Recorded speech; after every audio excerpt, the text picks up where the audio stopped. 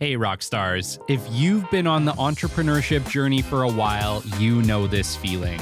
In all the interviews, in all the coaching calls, one truth kept coming up over and over again.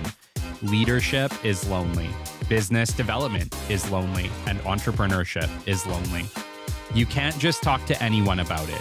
That's why I created the Catalyst Club, a private, values-driven community where you can speak the truth, be your authentic self, and connect with people who understand what you're going through and can actually help. We made it private so you feel safe. We made it affordable so no one gets left out. And we built it on values that matter, like showing up, sharing knowledge, and choosing growth over ego. Inside, you'll find coffee with rock stars for real talk and connection, unplugged Q&A for live coaching and clarity, and Catalyst sessions with world-class experts who light a fire under your next move. We're building the most supportive business community on the internet, and we want you to help us do it. Join us today at kellykennedyofficial.com. We're just getting started. Can hypnosis be dangerous for the wrong person? From what we've talked about, if hypnosis is the art of influence or the power of persuasion, then it's all based on intention. When somebody is involved in a cult and they're doing everything that person says, that's a hypnotic state with hypnotic commands from a very charismatic, influential person.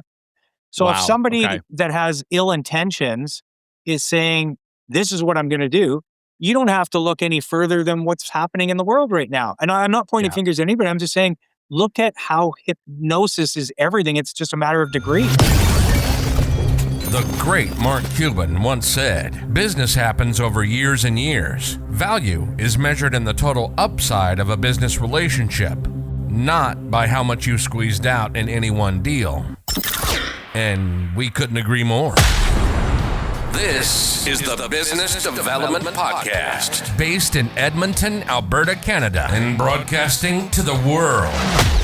You'll get expert business development advice, tips and experiences, and you'll hear interviews with business owners, CEOs, and business development reps. You'll get actionable advice on how to grow business.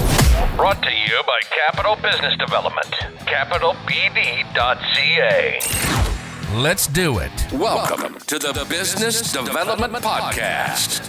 And now your expert host, Kelly Kennedy. Hello, welcome to episode 311 of the Business Development Podcast. And today we have a very special episode for you. Today it is my absolute pleasure to welcome to our stage Wayne Lee. Wayne is a world-class hypnotist, a peak performance expert, and corporate presenter who uses the power of the subconscious mind to help people perform at their highest level. For more than 25 years, he has worked with over 6,000 organizations across North America, blending hypnosis, psychology, storytelling, and entertainment into unforgettable live experiences. A 5-time national wrestling champion, Wayne understands performance from the inside out. His work is rooted in discipline, focus, and mental conditioning required to thrive under pressure, not just in theory, but in real life. What sets Wayne apart is how he uses hypnosis as a tool for clarity, alignment, and transformation. On stage, he demonstrates in real time how language, belief, and visualization shape behavior and results, breaking down mental barriers people didn't even know they had. When the pandemic brought his business to a standstill, Wayne applied the same principles to himself, pivoting and growing through adversity. That experience sharpened his purpose and refined his transform process. Wayne doesn't just entertain or inspire, he rewires how people think, elevates how they perform, and leaves audiences with a lasting shift they can feel the moment they walk back into their lives. Wayne, it's an honor and a privilege to have you on the show today. Oh, Kelly, thanks for having me. Who is this guy you just mentioned? I don't know, but you know what? I'm going to find out. And the second part is, dude, I saw you perform, I think when I was like 16 years old, Yeah. like at K-Days 100 years ago. Yes, exactly. So, you were young, I was younger, and that tells you how old, I am or how long I've been doing it, and also how much fun it's been. Oh man, it was awesome. And, Cool. I think back to that experience and just, what we saw obviously at the show.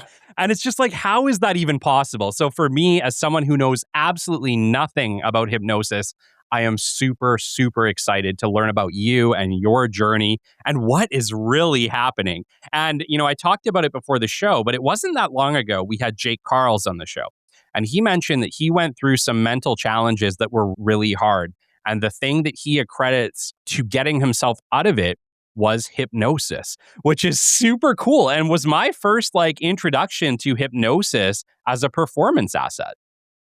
Without a doubt. Yeah. Like I know that, you seeing the show at K-Days years ago answers kind of the question of how I got into this myself, which is the fact that I'd seen something phenomenal, almost unbelievable, Yeah. mind blowing. And it got me to open the door to ask that question, what's this all about? Like, what's going on there? Is this real or isn't? And then that also led down the avenue of how can you use this to better your life, your performance, and help out with improve on somebody's business or life. And that's where it's led me. So it's been fascinating. We can unpackage some of that, whatever it is that we call hypnosis. Oh, totally. And super cool. And thank you for that because I think it's incredibly misunderstood. Not because there isn't real science behind it, just because I've never met anybody who talked about it. So Yeah. I think there's so little, what's the right word of saying? There's not well, maybe there is. And once again, maybe I'm just saying what I think. But to me, it's felt like there isn't a ton of people doing it. And so how could the knowledge be so widely spread? But maybe I'm completely wrong. But before we get into that, Wayne, take me back to being a kid, man. How did you end up on this path? Did you always know you wanted to be in the hypnosis space? Who was Wayne Lee, at 14, 15 years old? Good question. It gets me to go back into my mental filing cabinet and think even before that, I was a kid that liked to pretend a lot, imagine, play around, and was very drawn into making people laugh, very drawn into being the center of attention or the clown that would get attention. So if I look back at that time, I think there was always that inherent entertainer, that inherent being in the spotlight, making people laugh. And that also can be equated to being a people pleaser, being the peacemaker, being the person Sure. that wants to be liked. And I think that came at a very early age now that I look at it. And then I got involved in something that changed my life drastically. And it was the sport of amateur wrestling. Okay. I was introduced to it not by choice. I had a very persistent phys ed teacher in grade 7 and grade 8 that said, "You're going to be trying out this sport, Wayne." That was a hypnotic command. And so he pulled me into the sport of wrestling, and I was on Vancouver Island. I'll never forget. I got beat up drastically. I can Oh, still no. smell the mat. And I'm like, why did I even stay with this? And I know why, because he forced me. He just said things to me that were very inspiring. He says, "Wayne, you're going to do really well at this. You're going to be awesome." And I think actually now looking back, he said that to everyone. And so Okay. it was quite a thing to be surrounded with these great wrestlers, this great coach. And then eventually I started to win matches. Eventually I started to rise to the occasion of being surrounded by really good wrestlers. And then that led me to actually moving back to Alberta. I was very drawn to this wrestling club that was winning everything. And I was hooked. I was hooked on wrestling because one, maybe I was winning. I had, these great people that were surrounding me, but I was doing good at this sport. And eventually I got into coaches and some great coaches that taught me how to visualize, taught me how to use guided imagery because I wasn't the greatest athlete by no means. People would look at me and they go, "Are you are you a wrestler? Because I didn't Yeah. have the body type. I wasn't this like muscular guy, but I was obsessed with the sport. I was introduced to the art of mental training and visualization and mental rehearsal. And I did it naturally, but I had one coach that would take us through this exercise where we'd be laying on the gym and we'd go through this 20, 30-minute exercise, and it seemed like it was a minute. Yeah. And I would Yeah. lose myself in these states of being conscious and then drifting into this lucid state. And I would picture myself doing all the wrestling moves, winning the tournaments. And I didn't realize how profound that was until after. And I started to use that on a daily basis. And that was the basis of getting into what I'm doing now, is now realizing that way later on in life, it wasn't until my 20s that I started to get into the hypnosis, that I realized that what was happening on stage or in those stage shows and hypnosis in general was the same thing I was doing to myself in wrestling, in terms of giving myself a suggestion or somebody else telling me seeing it, feeling it, and then acting upon it on a daily basis. Wow. Wow. Okay, cool. I think that's really interesting because on the show, many, many times people have talked about the power of visualization, right? But it's pretty rare that you can tie the power of visualization to something that's rooted in science, like hypnosis. Right?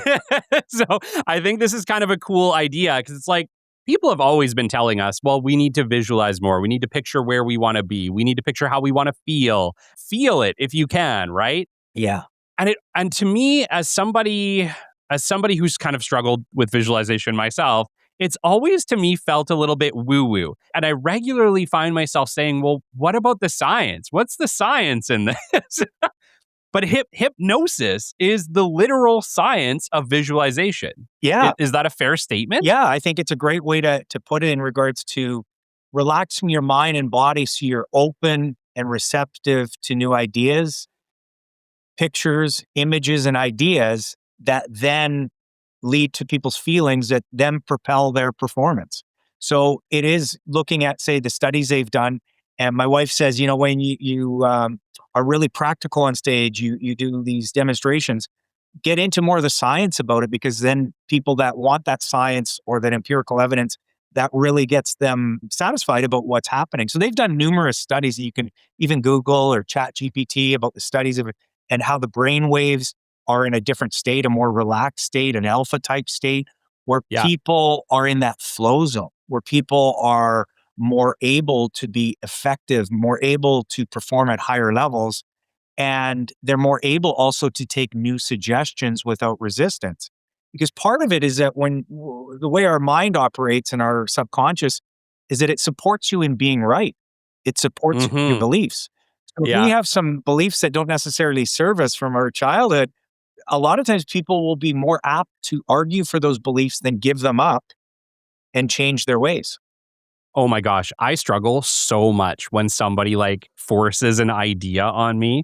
And it's so funny because 9 times out of 10, it's not even like being forced. It's like, I didn't come up with it, or like it wasn't me who came to that conclusion.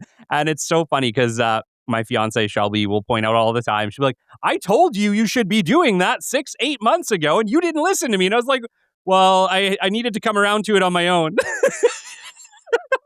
Yeah. But it happens more often than I'd like to admit, Wayne. Yeah, and it's a good example of how we recycle our own beliefs, but it is a really powerful function of our mind, is that we create our own reality based on the thoughts that we think in the structures that we create.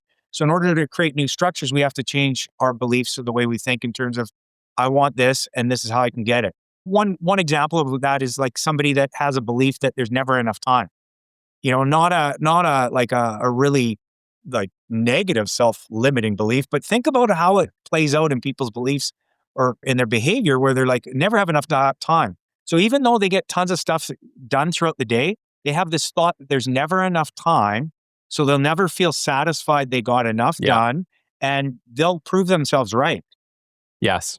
But if somebody has a belief that, well, there's always enough time to get the important stuff done and I can always delegate and get the rest of the stuff done tomorrow, that completely changes their behavior. That completely changes their outlook. It completely changes how they see the world and how we operate.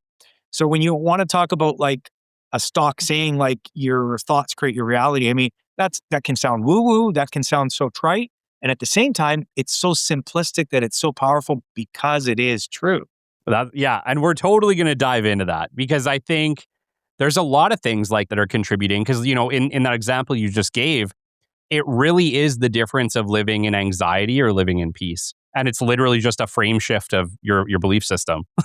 It is so true, right? It is so true. And, the whole aspect of the beliefs that we live in or the codes that we operate on really dictate how we experience life.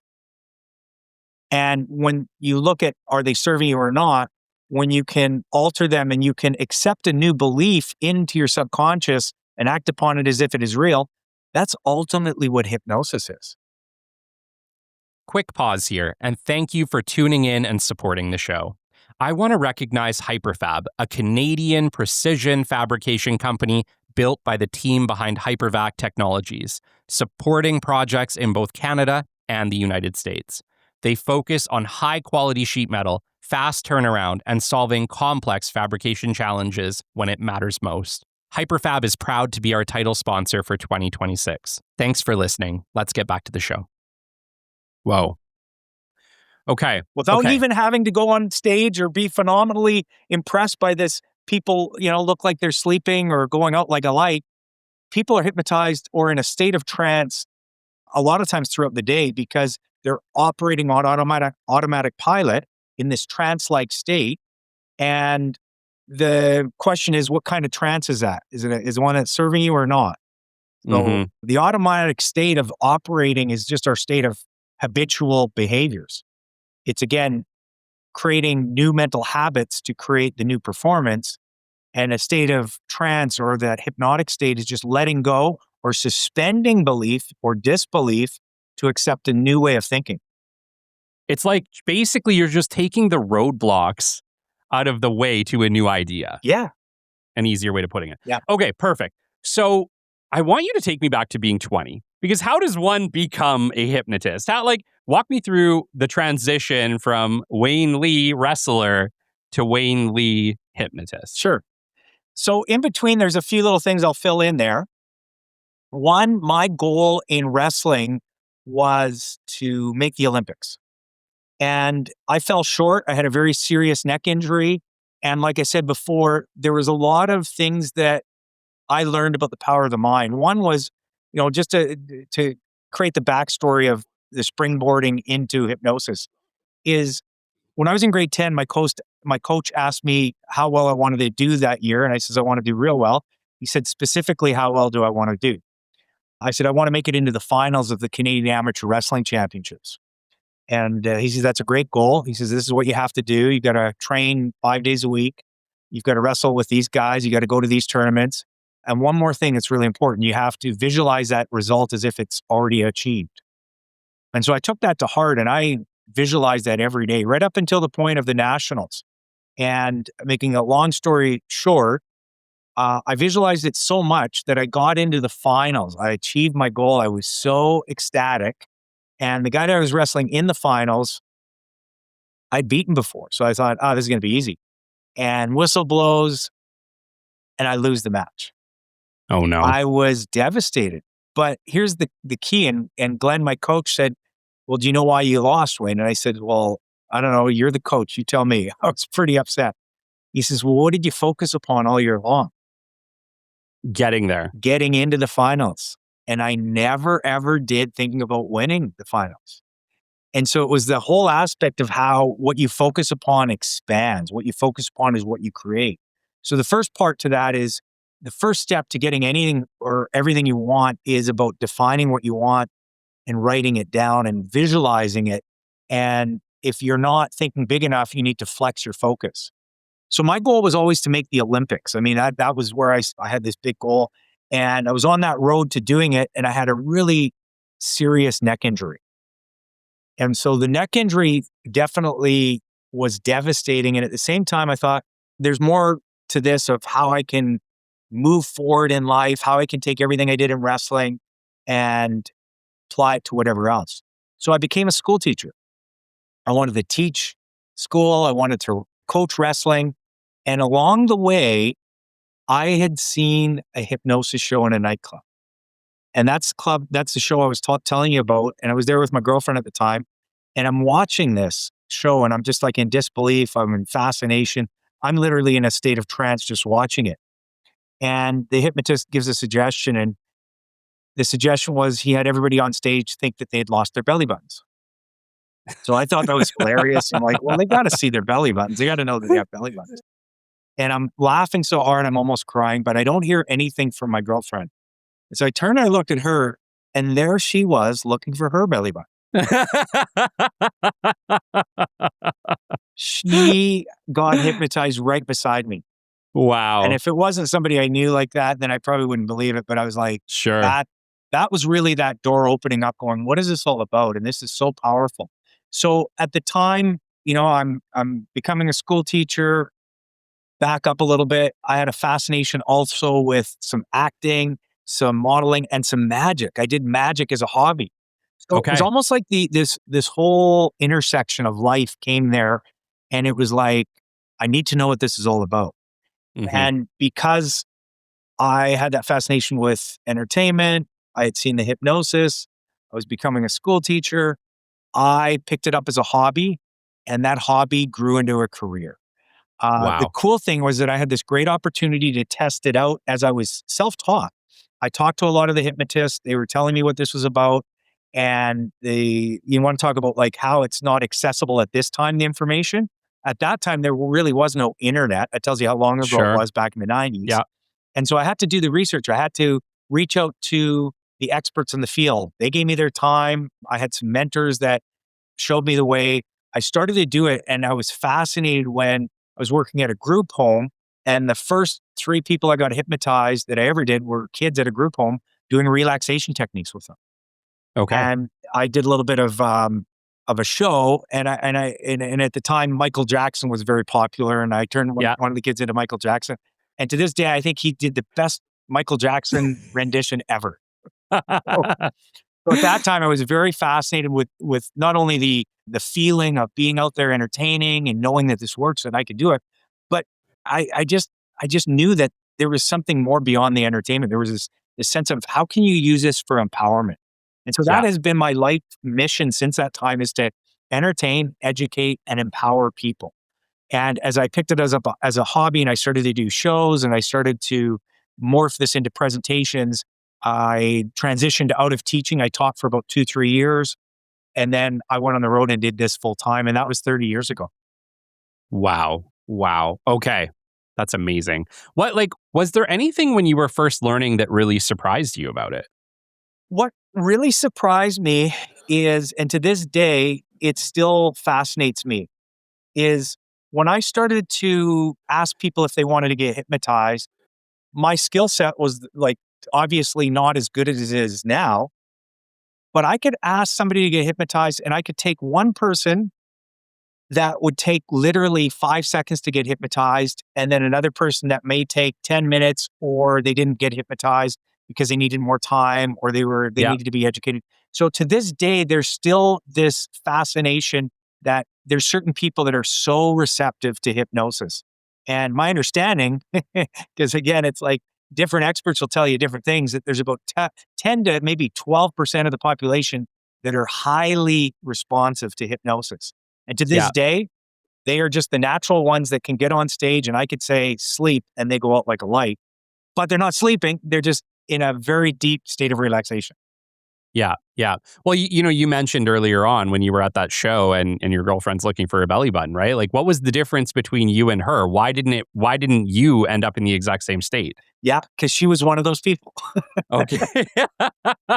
So there are just people who are just naturally a lot more receptive for one reason or another, and we're not really sure why. Exactly. And nor do I claim to be. I had a mentor that just passed here recently, and at the end of his life, he was doing studies on the genetics of that.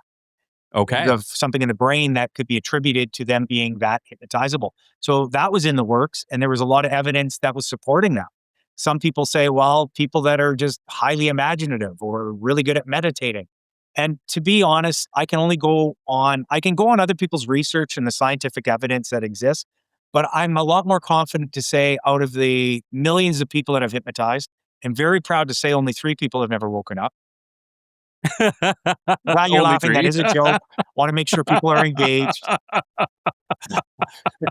Yes, that would be unfortunate. But I'd also play with some of the myths of hypnosis, right? That people get stuck in a trance and they never get out. I'm like, hey, people are stuck in a trance right now. They need to be woken up.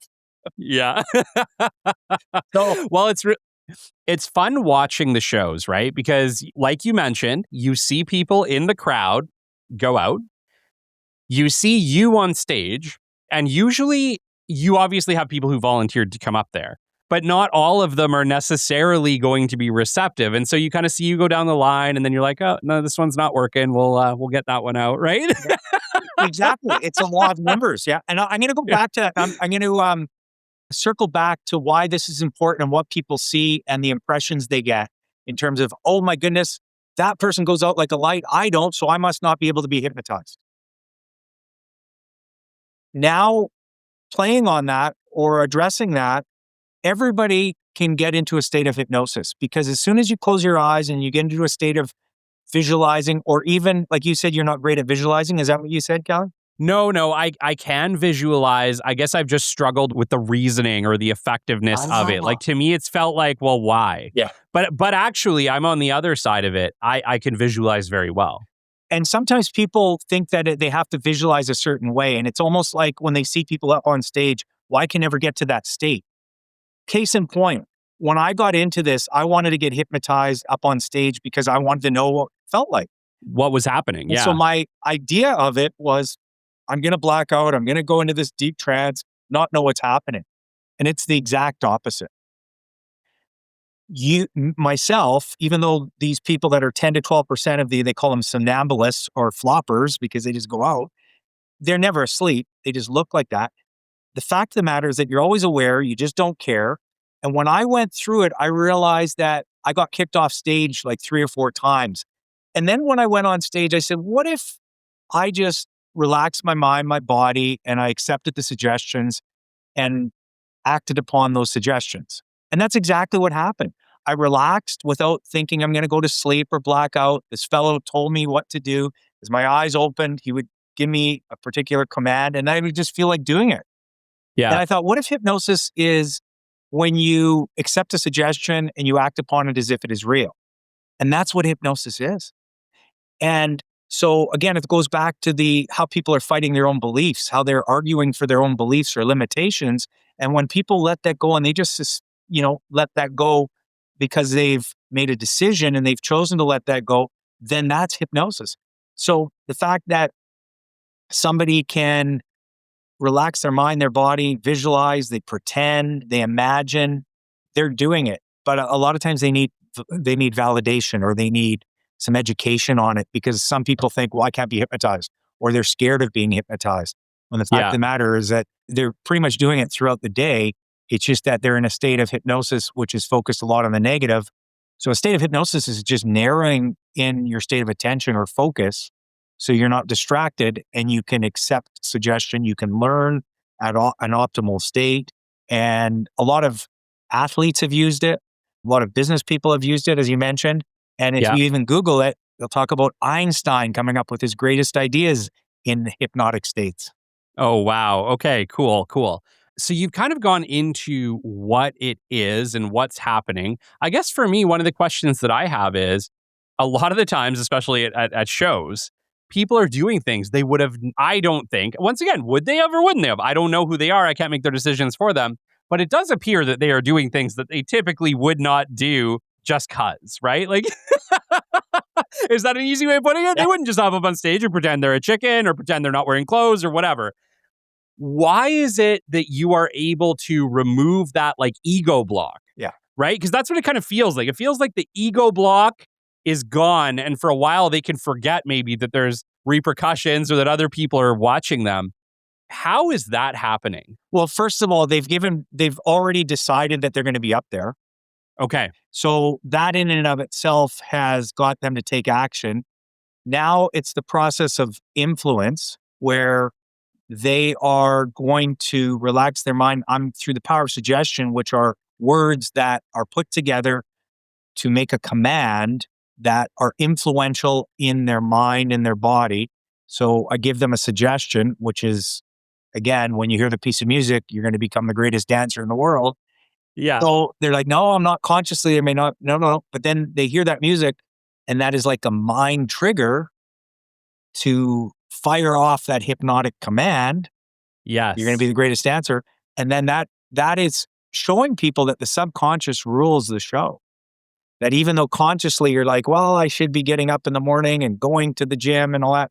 But underneath that, the subconscious, the habitual thoughts that you're thinking more consistently, those are the ones that are ruling the show. And unless you change those, nothing else changes. So it's showing you that when you release the resistance and let go of that ego, just through getting people to decide, want to do it, and then I give them suggestions in that responsive state, then it becomes an automatic program. Whoa. Yeah, it's wild because it's like you are able to remove a bunch of blocks and just speak to the brain directly. And what if there's people that are listening right now that's saying, well, I still don't believe it. Okay. Well, you tend to be more validated when you see somebody up there that you know. That's Sure. If you've ever seen a stage show, we're bringing your attention to a stage show. But what if it was just about people giving themselves permission to perform? What if? And it works. So what's stopping people from dancing up on stage? Fear. Fear of what, you may ask. And it can be looked at as fear of looking silly, making a mistake, putting yourself out there, being judged, being criticized. And so when you look at the metaphor of dancing up on stage in hypnosis, and you relate it to making a sales call, putting yourself out there, asking for the sale, or having that tough conversation with your employer or your spouse, and it's the fear that gets in the way, then you got to say, well, where does that fear come from? It's the meaning that people have created out of the situation. And a lot of times that's the subconscious program that's running the show. Well, I can never do this because I'll look silly. How often will that play out in people's lives? Yeah. And so you think about like the power and also the simplicity of it is that if I can do this on stage here, oh my goodness, I can do it in all these areas of my life. I can release the fear and inhibition. So again, when people talk about thoughts and beliefs ruling the show, sometimes those are just statements, but you can literally see where that happens in people's lives. And those small, consistent actions that people take day by day, it's not one big action that makes a big success. It's those small, consistent actions, which underneath those small, consistent actions are hypnotic programs. This is a day filled with opportunity and possibility. And I am going to not only create my life on purpose here today, I'm going to deal with whatever happens, no matter what happens. In fact, more challenges that come at me means that I'm playing a bigger game. That's amazing. And I think the interesting thing about what you're saying is that you've all been hypnotically programmed. And the downside to that is you didn't choose the program. Yeah.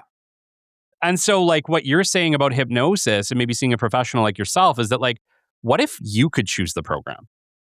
And ultimately, Kelly, that's exactly the point that we're leading to is you can choose the program unless you believe you can't, which is also a program.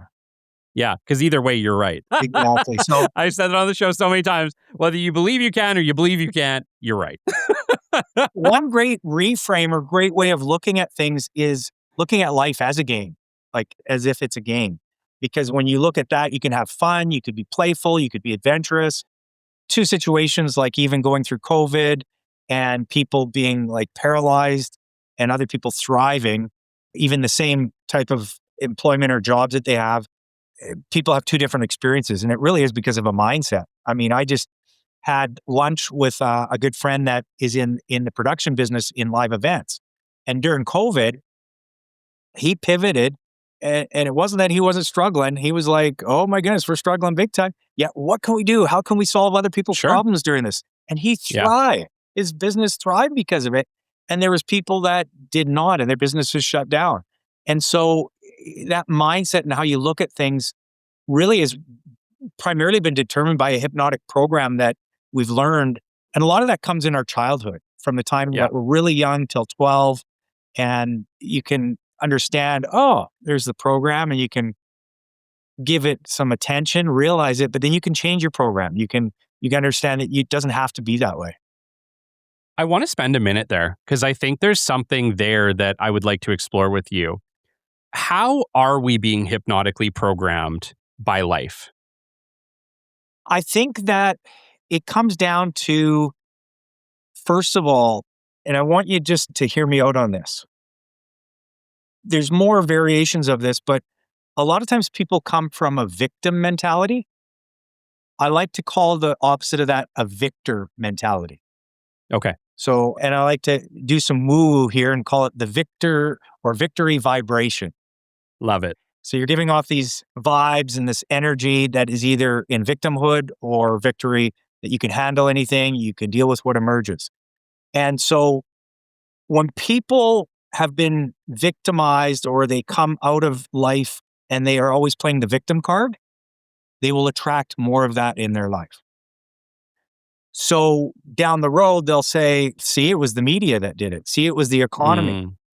And it's what you just said there, is that there's so much information coming at us at all times, with being on social media, with media, you name it, that whatever you're focusing on, you're going to get more of.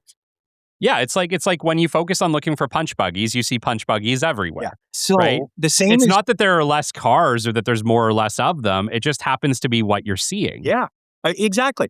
And so how are we being hypnotized? We're being hypnotized in positive and negative ways, depending on what your mindset already is. Oh my gosh, that's amazing. I never thought about it like that. Yeah. But it's like, if you focus on there's got to be a positive outcome here, of course, you'll find it because there is one. You just had to see it. Yeah. Contrast is a good thing in life. In order to know what you want, sometimes you have to go through what you don't want. Yeah. In order to know what serves you, sometimes you have to live through what doesn't serve you. And the aspect of how you see life in and of itself is going to dictate how you create the rest of life. And so years ago, when the internet came out, there was a lot of people that said, oh my goodness, this is the best thing. This is amazing technology. And a lot of people said, oh my goodness, this is terrible. Government's going to know what we're doing now. We're going to get all of our information stolen. We're going to do this. Maybe. How you look at it is how you're going to proceed in life. Well, and you're seeing people right now with that same paradigm with AI. It's the same thing. How many people spend most of their day scrolling in social media platforms, and they are so inundated with the political divisiveness that they're going to be part of that story? So a good question is, what story are you telling yourself? Or what is your story? Yeah. And how did you come to the decision that's the story you want to get behind? I think being the other side of it, right? Because how much of that decision was pre-programmed into you without your voluntary consignment to it? Yeah. See, one of and this may sound a little bit counterintuitive to what I'm saying about how the subconscious rules the show, but beyond that, we have this amazing capacity to become aware. And one of the skills in schools that I think is imperative that they teach, because you can go to school and you can get people's opinions from teachers to principals to you name it, to parents, that are all varied. So I think the most important thing in schools is to teach critical thinking. Yes. And critical thinking means that you think critically, so it becomes programmed into you, so it becomes a habit of critical thinking, if that makes sense. Yes. Yeah. It's like, if that becomes the baseline way that you view something, is that you take, a critical thought of it, you're going to make better decisions, and it's going to become an automatic habit. Yeah. One of the mentors that I followed throughout years, Jim Rohn. Yeah. He used to say, don't compromise your values and your character. I get that more than ever now, is that I may have said yes to people in my journey because I wanted to please them. And if I went back and I'm like, oh, I learned that, so I don't have any regrets, but I learned that if I was to do that again, I would say no to them. Yes. But the only way you learned it was by saying yes. Exactly. So everything's a learning process. You can always look at it as like, oh, because a lot of times people live in the past and they beat themselves up to the point where they're paralyzed. They're not even moving forward. So I think great leaders and successful people and people that are fulfilled have future vision. They look into the future and see what they want, and that's what pulls them into the future. Mm, And if they live in their values and their character, and they're in a really powerful emotional state, we hear a lot about emotional intelligence. That's really yes. just being emotionally in control, emotionally in that state where you're empowered, where you're able to take on anything. And that is the greatest hypnotic thing you can do for anyone else, is being a powerful state to lead yourself by example. So then that sets the example for everyone else. Instead of just information, you're in a state of transformation. You're in a state of Yeah. feeling good. And then people are like, I want whatever that person's having. Yeah. If I look at some of my friends who are exceptional leaders, the trait that they have, I would say the strongest is that they're never just worried about today. They're always thinking about tomorrow. What comes next? What are we planning for? What are we prepping for? How are we hitting our goals? How are we improving processes? And like you said, it inevitably leads them towards the future. But one of the things that I see come up with them, and I'm not sure if you've come across this much, Wayne, is that they really struggle to enjoy the moment or today. I agree. I think there's a lot of high achievers. And actually, I'm going to reference a fellow in a resource, Dan Sullivan, and strategic coach. He has a model of how people measure success. And some people measure from the gap of from where they are to where they want to be. And they're always measuring to where they want to be, which they'll never get to. It's a moving goalpost. Yeah. Instead of, oh, I made it here 5 steps, I'm going to celebrate. This was great. So there's something to be said about planning for the future and living now Yeah. And it's hard. and celebrating. It is. I think that's Yeah. also a mental habit. And that Yeah. can be trained, though, in terms of being able to, because, as 20 years goes by, people are still in that habit because there is only the now. So people Yes. are continually focused upon the future vision without experiencing the joy, the success, and celebrating the now. Guess what? They'll always be doing that. Yeah, it's crazy. And I have a story to tell you. So I just turned 37 in December. And that morning, I got up early. I made a fire. I sat on the couch and I had nothing. It was the first day that I had literally nothing I needed to do. And so I sat on the couch and I just found myself for the first time in a year. And I'm almost embarrassed to say it, Wayne, but probably the first time in a year, just truly being happy about where I was in my life and everything we had, and having a healthy, happy family and a house and being able to pay all our bills. And this podcast is growing, and just being my gosh, this is awesome. But dude, that is so few and far between in I wish it was more often. Maybe it should be, but I don't know what it was about that moment. But I was just in the present. And it's weird because it's not a place I live in a lot, which is really weird to admit. Yeah. Well, I don't think you're alone. I think that a lot of high achievers and successful people and people that want to, they're ambitious. They keep going. It's never enough. And I think that it's a balance, because there can be that, and everybody's their own self. Everybody has their own wants, desires, wishes, or whatever. I think, though, that the constant is that it's a skill to learn how to appreciate the moment, to be present. Yeah. And Yeah. so for each person that looks different, because other people have different goals, desires. But right here, right now, how can you be in a state of gratitude? How Yeah. can you be in appreciation? How can you just look at this room and go, oh my goodness, this is a miracle. Yeah. Well, I think what was weird about that was I didn't wake up that morning planning to be grateful for my life. Yeah. It was just a moment on a couch of just peace. Yeah. And it's weird because I think there was a lot that played into it. And maybe that has a little bit to do with how you get into maybe a bit of a hypnotic trance, was that the house is quiet. My house is never quiet unless we're up early. We have a big family. So the house was dead quiet. It was the right time of morning. Maybe I'd just woken up. I don't know what it was about all of the mix of it. I don't feel like it was a choice. It was kind of oh, okay, this is what I'm feeling right now. Yeah. It's weird because I don't think I chose it, but it was exactly what I needed to have happen. Oh. Now, and the question is, can you replicate that more often? Yeah. Yeah. Maybe.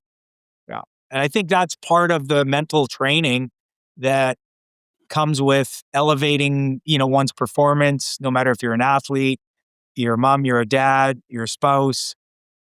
It just is something that I know the people that I've interviewed, one, they visualize like, gold medalists, and they, had the opportunity to interview these people. And like one thing that's a constant is just how they visualize, how they pretend, Yeah. how they mentally rehearse. The other thing is how they have these mental habits of success, how they have these rituals that get them throughout the day, even at an unconscious level. They're Sure. asking themselves questions that create possibilities, and they're giving themselves commands that are persuasive to the outcome they want. So walk me through for the listeners that maybe want to try this for themselves. Sure. How can we start to implement more successful subconscious programming within our lives, right? If there is an outcome, let's say that we do want to win a gold medal, or we do want to accomplish something in our business, or heck, maybe we just want to live differently, more happy, more excited, whatever. For sure. Are there things that we can be doing at home in order to start to achieve that? Without a doubt. And what I'll do is I can take people through my little framework called the Ace Your Day framework.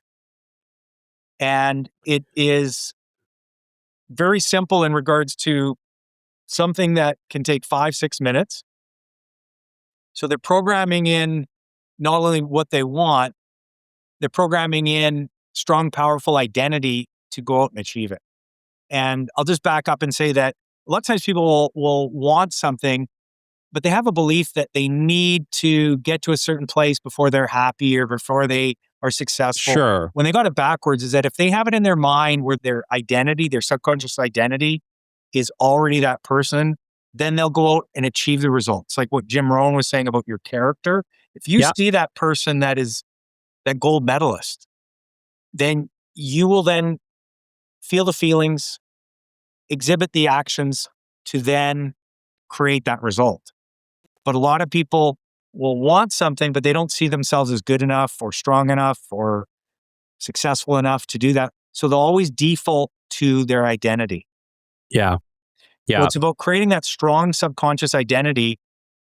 And when I do the keynote or the workshops, I call it the ACE formula, where the ACE is activate your mindset. And activating your mindset, no matter if it's a business goal or a personal goal, it starts with the story that I told about the gold medal. Well, I was just thinking of the silver. So I always ask people, what's your gold medal? So when people, and I don't know what the stats are on this, Kelly, but you've heard many times where most people don't write their goals down. They don't even know what they want. Yeah, I know the stats. 42% more likely if you write them down. Right. So let's go with that. Yeah. I heard it was 43 actually. Oh, okay. Well, close enough. But 98% of all stats are wrong anyhow. Yeah, there you go. This one was apparently, I forget, the Dr. Gail Matthews. I even have that on the top of my head because I talk about it. Yeah. The Dominican University of California. Boom. Cool. Well, I've heard There you go. throughout my child. I just know that it's worked for me is that decide what you want and write it down. So that's the first step to activating your mindset. You might not be able to see this. It's my Move the Needle list. I write it every Monday. Love it. And it's just about writing down the 5 or 6 things that will move the needle for me or my business this week, every week. And we do it like every Monday, come hell or high water. And I may not hit them all, but even if I hit one, it's 52 big things each year. Yeah. And I'll tell you, at the end of the year, when you look back and see what you've done, it's remarkable. Because a lot of times we get success and not the ways we thought we were going to get it. And it'll be like, oh my goodness, I got that. I didn't realize that that's the way it was going to play out. Well, and the other thing too about like planning anything is that I've always found that the best things that have come into my life, I never planned for. Like they were unexpected happy accidents. Yeah, that's a great way to put it, right? But at some level, you put these intentions out, but you even got things that were even greater, more profound. Yes. And most of the time, the things are better than I could have ever planned for. Yeah. So there's that sense of putting it out there and then being open and flexible to even greater things, right? So Totally. Yeah. People, places, things, events, opportunities come into our life as if by magic. Yes. I love it. I love it. Decide what you want, write it down. The C is clear your subconscious blocks. Just wanted to say that there's a few words, like there's lots of programming words that are negative programming words. And what I found is if you ever come to a presentation or a show, I'll have people believe that their hands are crazy glued. And I'll say, the more you try to unlock your hands, the more you can't. You want to, but you can't. And so literally they can't get their hands apart because they believe it. Shows the power of belief, but it also shows the power of negative programming words. And the 3 words that I'm saying is try, can't, and but. Just a little tidbit that if people remove the word try, instead of try and they just do it, I'll do it. It creates certainty as opposed to forecasting failure. So can I just call you Yoda from now on? For sure. Do or do not. Do or there do not, is no try. And the word Love it. and the word but, some of us have bigger butts than others, Yes. is an excuse or just negates what you've said. So instead of but, you can use the word and. Yes. I want this and it's going to take some work. Yes. And the last word can't really means it's not possible or you don't know how to do it. So you can say there's always a way. Just little tweaks like that to get people to recognize that they're the ones that are blocking their own progression. Yeah. Wow. I love that. And I think there is a lot of power in words and what you say. And I think the way you say things is indicative maybe of your belief system. The and is one that I've been working on because I think I used to say but a lot. And then what I realized after was, well, why not? Why can't I do this and that? Why does it have to be one or the other? And that is, mind-blowing once you start to accept it. Yeah, words are fascinating. It's also fascinating to see the interaction, the conversation it creates by saying a phrase a certain way or changing a word and how it has such a powerful effect on influencing others or programming yourself. Yeah. I want to talk about the fear because I think there's a lot of people who are actually quite afraid of hypnosis and they're not even really sure why. Maybe it's the movies, maybe it's Zoolander. Yeah.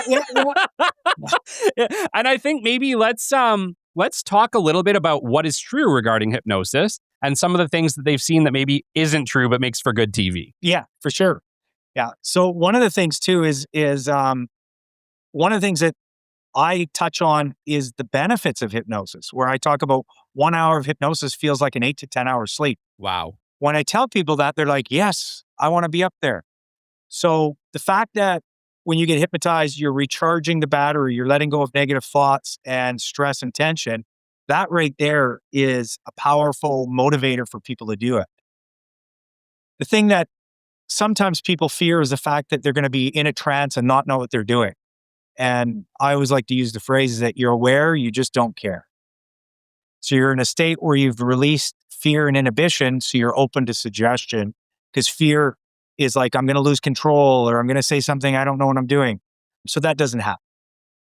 And then getting people to do something they don't normally do. You mentioned it earlier on in the podcast here in terms of when people are in this state where they're open to new suggestion, they'll do things that I ask them to do, but no, they won't cross that moral compass or they won't cross that ethical threshold of where they know right or wrong. It's interesting because you don't know what their ethical threshold is.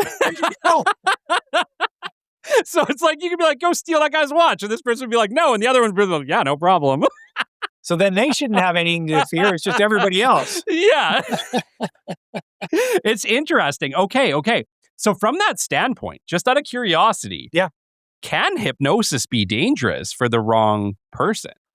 From what we've talked about, if hypnosis is the art of influence or the power of persuasion, then it's all based on intention. When somebody is involved in a cult and they're doing everything that person says, yeah, that's a hypnotic state with hypnotic commands from a very charismatic, influential person. So if somebody that has ill intentions is saying, this is what I'm going to do, you don't have to look any further than what's happening in the world right now. And I'm not pointing fingers at anybody. I'm just saying, look at how hypnosis is everything. It's just a matter of degrees. Sure. So the answer to that is yes, because it happens. And if you look at through politics, religion, charismatic people are already doing that through their skill sets of persuasion and influence and the words that they use and getting people to buy into what they're selling. Yeah. Could somebody like that, like who knows, maybe who understands hypnosis, right? Like I can see, someone like you on stage basically be like, I'm going to snap my fingers or I'm going to make this noise or I'm going to shake your hand.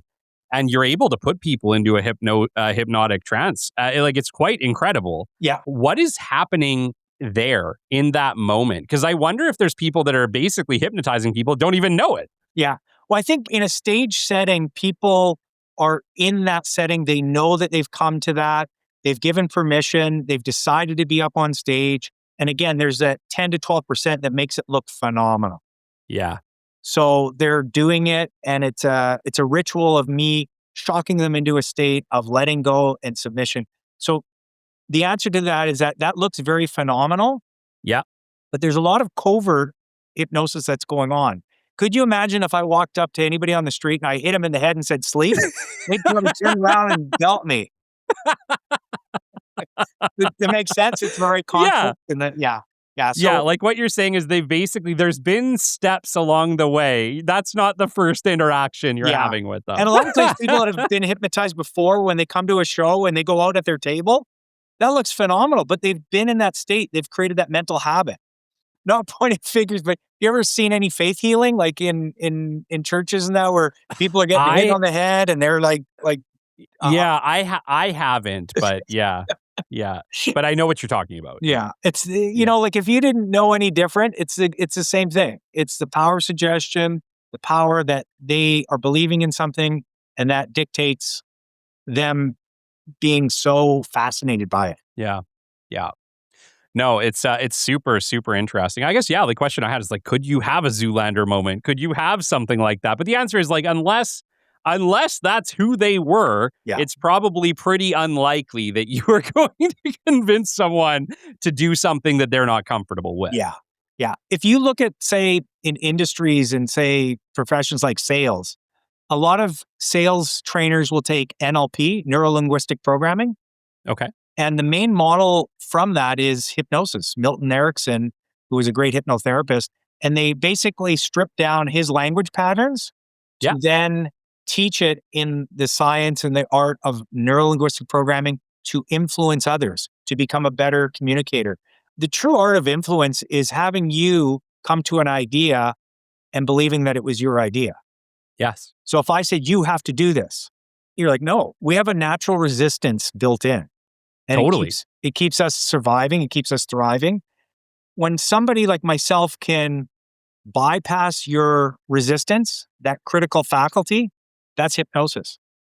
Sometimes it looks like soothing people because they're relaxing into a meditative state, meditation and a meditative state, easy for you to say.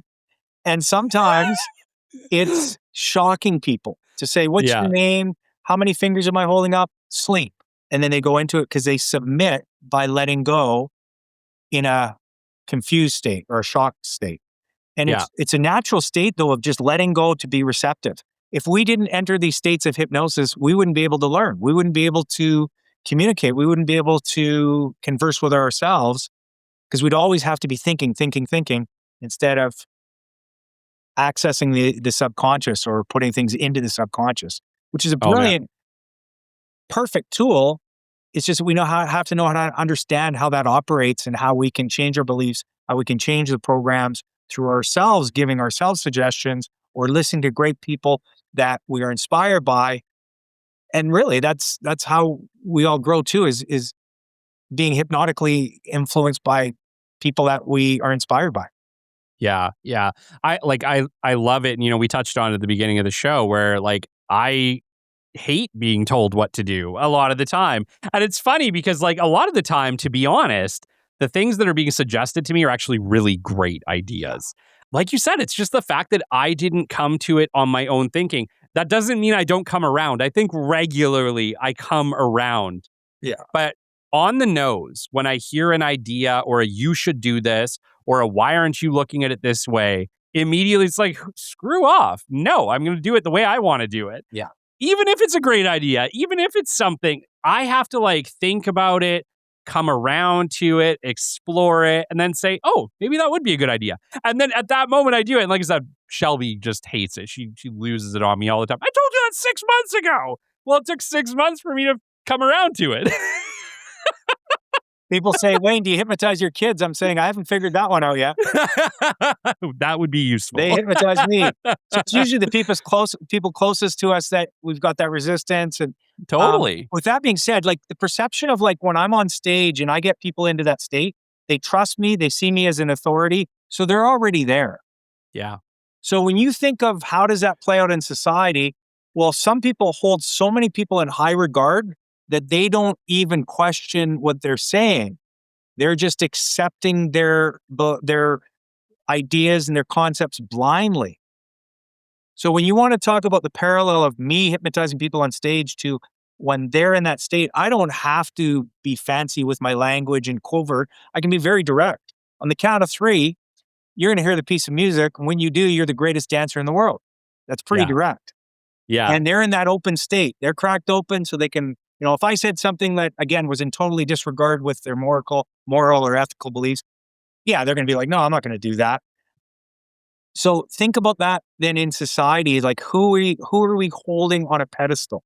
Who are we like, they can't say anything wrong because we are so believing in what they do. Wow. Okay. So basically what you're saying is that like authority figures automatically drop all of the barriers. Authority is one of the profound and powerful ways of influence.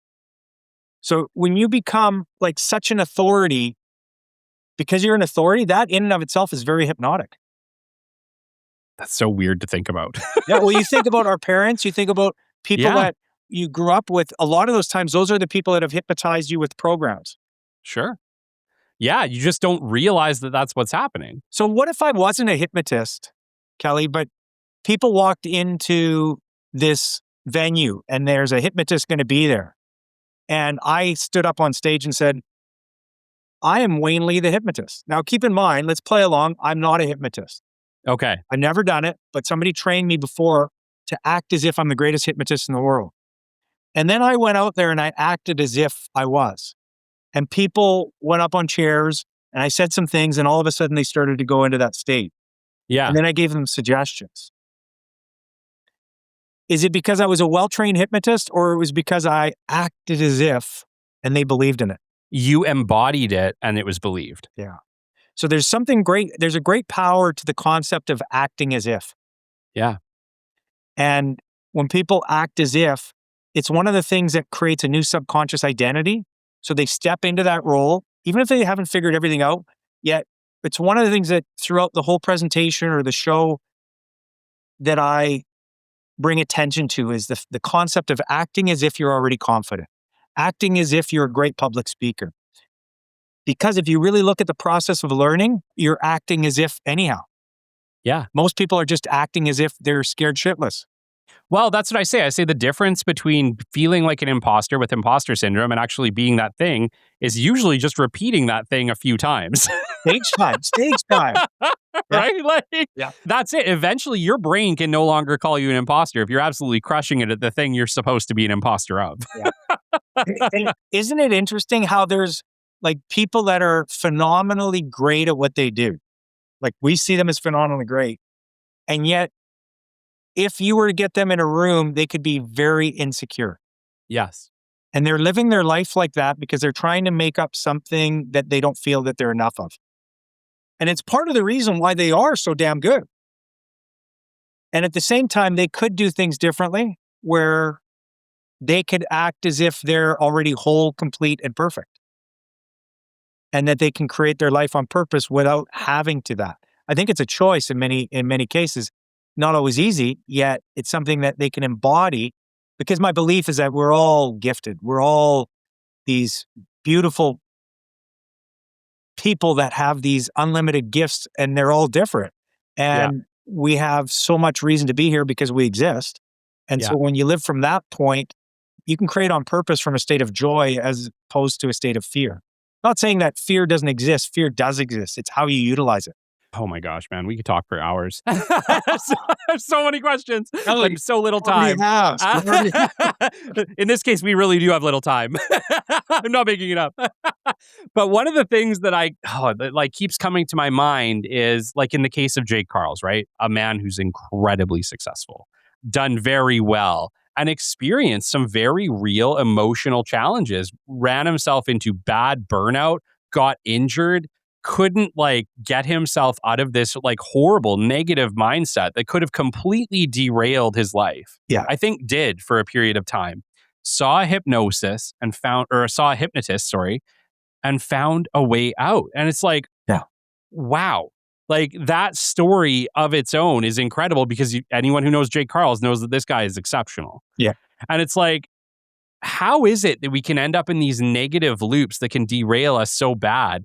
And yet we could see somebody like a hypnotist, for a while. I don't think it was one session. I think it was multiple sessions, but saw a hypnotist for a while and literally was able to rectify essentially a negative recurring trait in our mind. Yeah. Like, how is that happening? Like, first off, how do we end up there? And then second off, how is it that hypnosis can help us out? Yeah, great question. I think one, you end up there because you've always known that to be. And there's a certain part of you that wakes up that you're just not wanting to live like that anymore. So it's an awareness, an understanding of like, I've had enough. I need to change. Seeing a hypnotist, the hypnotist is a technician or a guide to get people to use the power of their own mind, of what they've been focusing in on so long on that negative, that it's so powerful that through hypnosis, it can be let go and it can be changed in sessions. It can be changed in sooner than people think, because a lot of times people question their own change belief or change capacity. That I've had this for 24 years. So I it's going to take a long time. Well, let's start there. Maybe it won't. What if now I go to a hypnotist and it takes 3 sessions? Wow. And how do we know that? Well, because other people have done this. And so you start to get them to see things differently. And then a hypnotist will get people to go into their own powerful mind and change their perspective, and to change their associations. So it becomes something that becomes so aligned to who they are, they no longer have it. Good example would be fear of flying. People have some thing going on in their mind. They're saying things to themselves that's irrational. They're feeling like these really powerful feelings of like, oh my goodness, this is going to happen to me.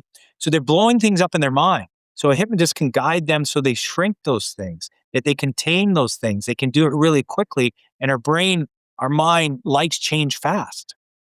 And so when you have the expertise of guidance that way, it can happen over that short amount of time. Wow. So walk me through some of the situations that someone should consider seeing a hypnotherapist. Yeah, well, I think that there's the common ones that come up, like if people want to break bad habits like smoking, if they are wanting to lose weight, they want to get healthier, they have fear, they have anxiety, they'll go to a hypnotist so they can reprogram their subconscious to see themselves as the non-smoker, of the person that's fit and firm and feeling great, and then have that capacity to do the things it takes to create those behaviors to support that. So in the case of what you were saying with regards to like health and fitness, it's a lot of like, you almost have to help them become that person today. Or get them to create the idea of them already being that. And then the body catches up. Yeah. Then the consistent behaviors will fulfill what they already believe to be true. Wow. Does that make sense? Yeah, it does. It does. Yeah. It does. I mean, it seems hard to believe. Yeah. Like when you think about it, right? It's like, what? That's too But simple. It's like, yeah. Of course, if they think that they're a fit, healthy person, they're probably going to live in a fit, healthy way, making them a fit, healthy person. You said it better than me, Kelly. This is over. I'm hanging up my watch. Yeah, it's so cool. Yeah, it's so cool. I've enjoyed every minute of this conversation, Wayne. Thank you so much for coming and it goes by quick, right? It's like we're hypnotized. It flies. Slow it down. Wayne, talk to our listeners. We're talking to people from across North America, around the world, actually. What are some of the services that you provide? Where do you provide them? How do people find you? Bring us into Wayne Lee. Cool. Well, thanks for asking. I know that if people just go to my website, waynelee.com, they'll see that all my contact information there is for socials. There's some videos that kind of explain more of what we've been talking about. There's a downloadable exercise called the Mega Method, which gives people that 5 to 6 minute exercise so they can develop some really powerful subconscious identities and a trigger for them to achieve their goals faster. As far as my focus and where people can use me is for corporate entertainment, whether people want to use me as a convention or a gala dinner, or if I'm going to be used for a keynote presentation, which is the mental side of peak performance or the subconscious side of peak performance, where people will bring me in for their opening or closing, which is something that takes it more than just information. It's like transformation and experience where people will talk about it and people get hypnotized, but the messaging is about how to train your mind to perform to get the goals that you want. Talk to me a little bit about the workshops, because I know we have a lot of like high performers listening to this, a lot of leaders of companies. Maybe they want to get a little bit more out of themselves and their executive teams, things like that. Yeah. Is that something that a workshop can help with? It can. Yeah. It usually starts where people see me in a capacity of doing entertainment or doing the keynote presentation, and the workshop goes deeper. It really helps them with a simple framework and formula so people can get really mentally clear about what they want and then remove those self-limiting beliefs and the things that are stopping them. A lot of times people don't even know what it is. And so we identify those. And then more importantly is how to take consistent action to achieve that on an ongoing basis. So those workshops deal with creating that mindset of success where it takes it from like a 60 to 90 minute keynote and it goes to a half day or a full day workshop and then a follow-up program, which is an online program. Super cool. We're getting people right at the end of January. So I imagine we had a few people make some New Year's resolutions. People like me wrote a big goals list. Do you have a piece of advice that you could give people to help them better achieve their goals here in 2026 and beyond? Yeah, I do. First of all, keep it simple. I think that a lot of times people think that they need to have like a completely different routine, a completely exquisite plan that is so intricate that they never get started. So again, like I was saying before, is decide what you want and write it down. Write it down on a piece of paper, write whatever you want down for the rest of the year. And then break it down into 90-day chunks in regards to this is the reality of what I'd want to achieve in these chunks. And then spend some time visualizing as if you've already done it. Do that in the morning and get super grateful or excited. And then pick 3 things that you want to focus in on throughout the day to get it done. Okay. Yeah. Action. Nothing beats the action. But you said the visualization part is actually quite important as well. It is. It actually clears. If you think about when people visualize, and a lot of times where people stop short is they visualize themselves seeing what they want, but they don't get to the point where they feel as though they've achieved it already. Mm-hmm. That's the critical mission that I want people to make the switch in. So they get to a point where what would you feel like if you've already achieved it? What would you say to yourself? What would you think?